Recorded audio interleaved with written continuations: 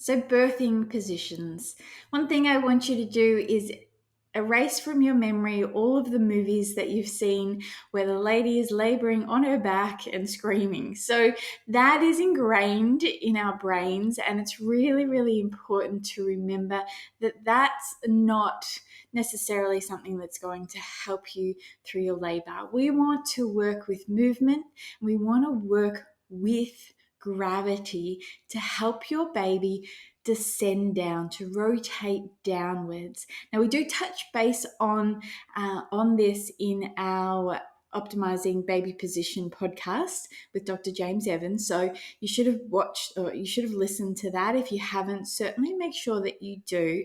But making sure that we're using movement to help you down. Now, one thing I want to touch on here is the pelvis and how the pelvis works in your labor, in your birth.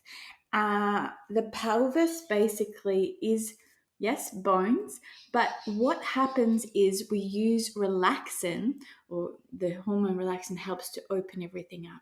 So unlike my model here, the bones actually do move out of the way, including your tailbone.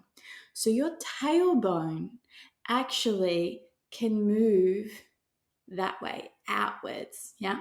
Now, if you're laying on the ground or laying on your back on the bed, there's no movement, or there's no way for your tailbone to actually move, and there's less ability for your pelvis to easily open up. The other thing is that if we're flat, we're not using gravity to assist us or assist our baby to make its way down. So that's where being slightly inclined is really important to help. Everybody's different in terms of your positioning and what feels good for you, but just making sure that you're, assisting your body, getting some movement happening. That's where. Sitting on a football, movement, bouncing, circles, swaying from side to side, that can really help, A, to alleviate some discomfort, but also B, to help with movement downwards.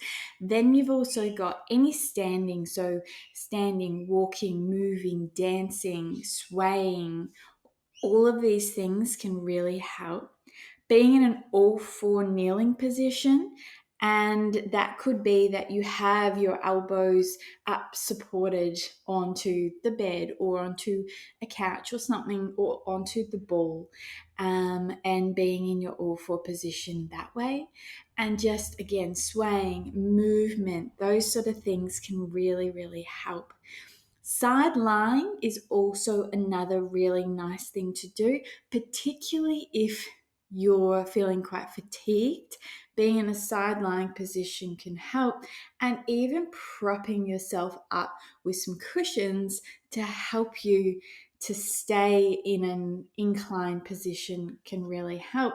And a lot of women do birth their babies in this position with one leg up, supported by their partner or their midwife, or whoever the birth support person might be, to allow that hip to opening.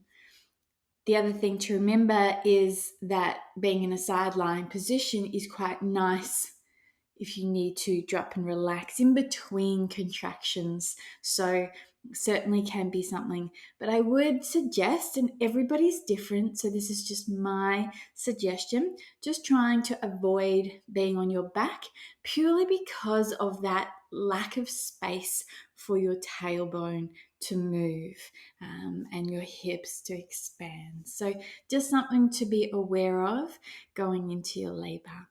I'll have some images to give you an idea of different positions that you can do, but hopefully that's helped. And knowing that all of our PregActive yoga, our PregActive relax sessions are all helping you to find these positions, and then also find comfort and ease in these positions to help you to let go. For more videos just like this, visit pregactive.com.